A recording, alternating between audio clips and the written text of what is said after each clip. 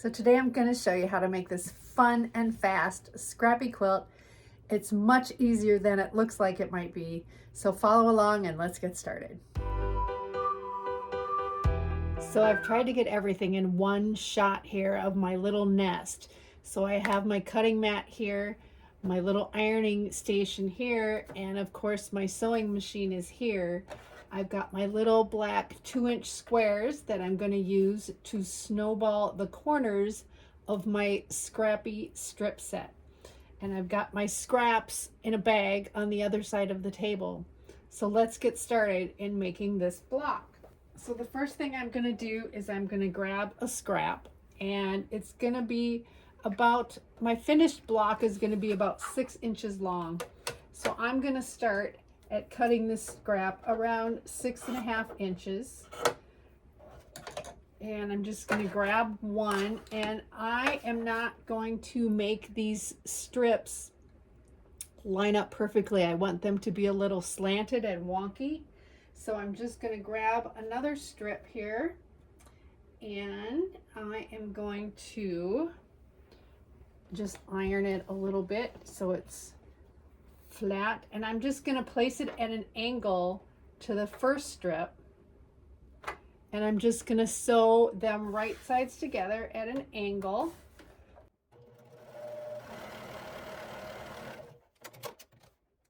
And then I'm going to measure my 2.5 inch, I'm going to measure my 1/4 inch seam. I'm going to put that right along the edge, and I'm going to trim that. And you can keep that or not keep it depending on what you want. And I'm just going to press that back like this. So there, I've got 2 strips together just like that, as you can see. And I'm just going to keep going until I have about a 6-inch square strip. And some of my strips are really long, and that's okay. So I'm just going to line that up in a wonky sort of way, and it doesn't matter. I'm going to put it under my sewing machine, and you can cut it off to where you want it to be and put that back in your scrap pile. And again, I'm going to take that, line my 1/4 inch line on my ruler right along the line where I sewed, and trim, and then press it back again.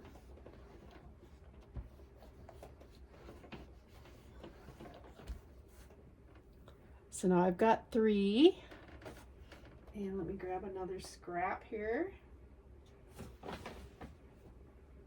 I'm just digging into it in a random way, pulling out strips as I go. I'm going to make this one angled the other way. And your strips can be as thin or as fat as you want them to be. This is totally improvisational.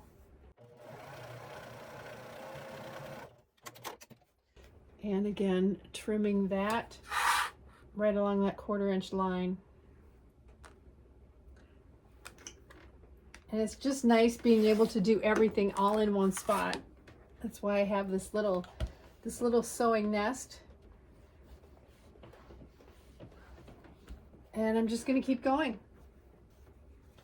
If you have a really fat piece like that, that's okay, because these are all scraps. And honestly, they're scraps that I didn't want to cut down to size, so I'm just using them in my scrap quilt.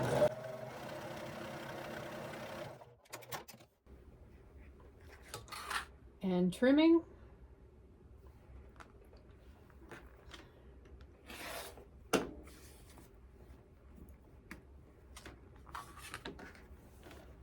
And it's a big piece. Iron that back. But that's okay, because when I put my next one on, I'm going to angle that one, and we're just going to keep going. It's fun because you don't have to measure anything. You just sewing strips together. And I'll trim this. Hopefully you can see all of this.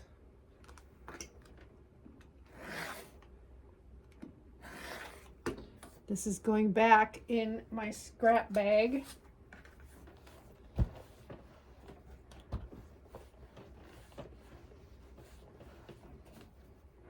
And I think I'll do one more. It's pink.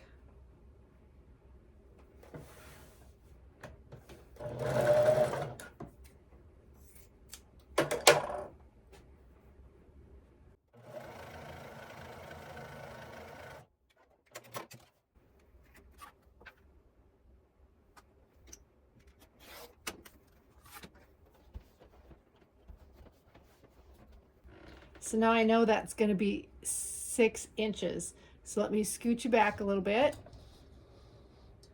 There we go. And now I'm just going to take my ruler and I am going to make a 6-inch square out of this. And I can angle it however I want, just as long as I get my 6-inch square. So I'm going to do 2 sides here. And then I'm going to flip this around and line it up on my 6-inch line of my ruler. So I have 6 inches square here.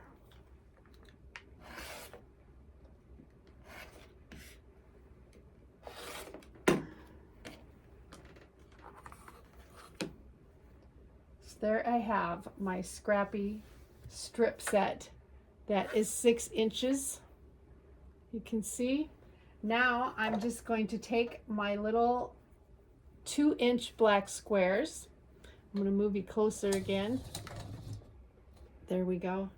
And I'm going to snowball the 4 corners of this, and which means I'm just going to line it up right along the corner like that.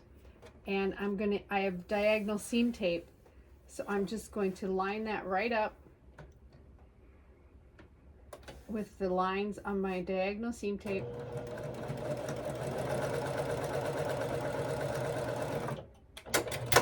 And I'm going to do all 4 corners. So I cut out my little 2-inch black squares ahead of time, so I just have a pile of them sitting here. And you'll need 4 of them for each block.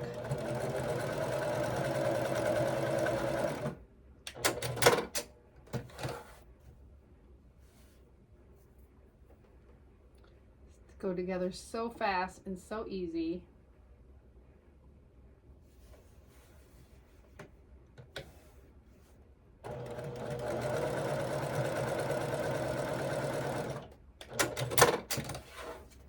And one more.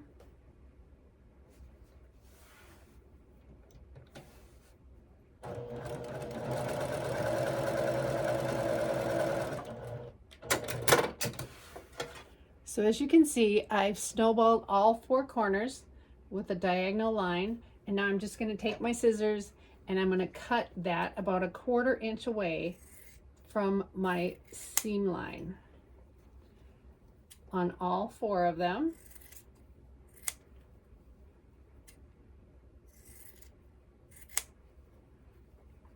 Super easy.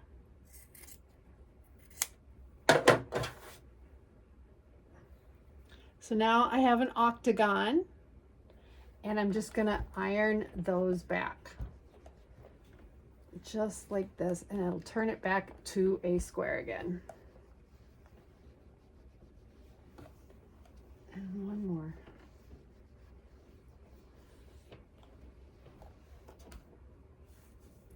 And so there you go. That is how easy it is to make that block.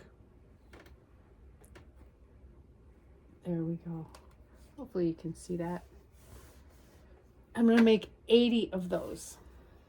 Okay, so now I have got all 80 of them done, and there is 10 across and 8 down. So the next thing I'm going to do is I'm going to add sashing on in between the blocks. So I am just going to start with the top left hand side, and I'm going to sew sashing on the left hand side of that.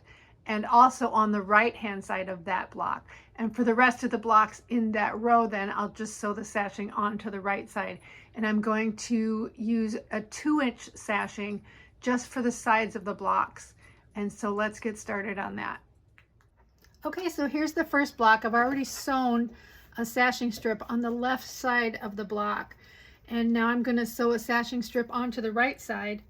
And they are 6 inches by 2 inches is the little sashing strip. So, but instead of cutting all these 6-inch strips, I am just going to lay an entire strip along the side of this block, and I'm just going to sew down until I reach the end, and then I'm going to trim it.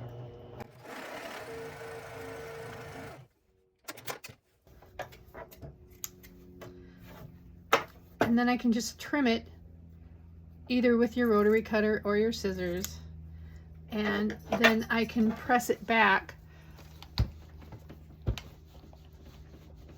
and then I'll have a sashing strip on either side of that block. And then starting with the next one, then I'm only going to do sashing strips on the right hand side, and I'm going to have all my blocks with the seams facing up and down. And so I'm just going to sew the next one on like this. If you want, you can turn it over like this, because that might be easier to trim it than if you do it this way. That way you won't catch any seams in here, and you'll know when to stop sewing.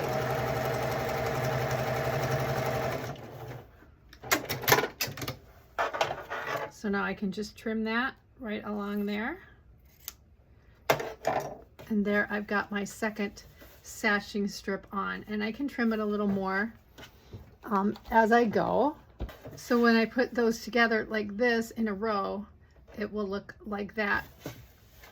But you can do it either way. You can cut your strips ahead of time, or you can just sew on a long strip, if that makes sense. So I'm just going to keep on going until I have sashing strip on the right side of every block in this row after I've done the first one. So that's all there is to putting sashing along the vertical rows. All right, so once you've got your sashing on all your pieces, all you have to do, you can just stay at your machine. All you have to do is just now sew your row together. So I'm going to match the side that doesn't have a sashing with the side that does. Just going to put those right sides together. Everything matches up very nicely. And I'm just going to sew that together, making sure all my edges meet.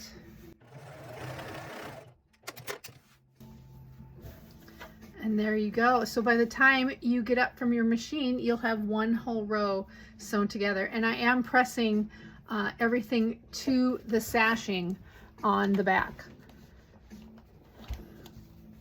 because that just makes it easier. You don't have to try to press seams in a way that they don't want to go. So we will have a whole row done by the time we get up from my machine. So I'm just going to continue on with the next one. Just line it up and sew away. So as you can see here, I have all of my vertical sashing done, and so now I'm going to do some horizontal sashing in between all of the rows. You will notice that I do have sashing pieces on the outside edges of this, and so I am also going to use my sashing as my border, so that I don't have to add an additional border. So when we do the horizontal sashing, I am going to add 2-inch scrap squares to where all of the intersections are. So that'll give just an extra little pop of color in the intersections. So let's put this horizontal sashing together. So this is how I made my sashing strips. I just did a combination of black strips that are 6 inches by 2 inches because our block is 6 inches. And then I used some 2-inch square scraps.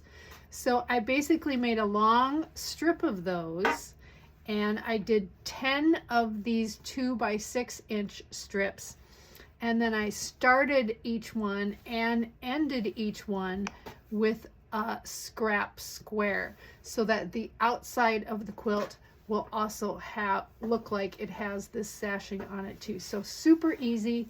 And then when I pressed it, I pressed everything to the black strip, so that way when I sew these on to my rows, they will nest with the intersections of the vertical sashing that's there. So let me get these put on to all of my rows, and then we'll take a look and see what the quilt looks like.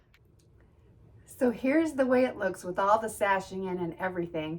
I did a strip of sashing across the top and the bottom and down each side, so that takes care of my borders. I don't have to add any additional borders onto it.